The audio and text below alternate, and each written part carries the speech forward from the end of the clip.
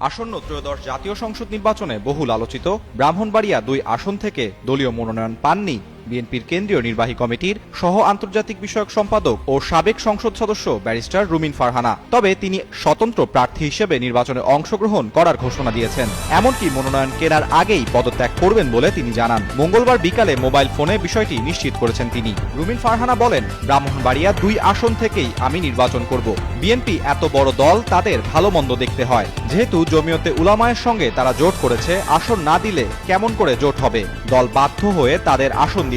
দলের কেউ স্বতন্ত্র প্রার্থী হলে বহিষ্কার করা হবে। বিএনপির এমন বার্তা সম্পর্কে রুমিন ফারহানা বলেন, যদি ব্যবস্থা নেওয়ার দরকার হয় দল অবশ্যই ব্যবস্থা নিবে, আমি তো বাধা দিতে পারবো না। তবে মনোনয়ন কেনার আগেই সম্মানের সঙ্গে দল থেকে পদত্যাগ করব।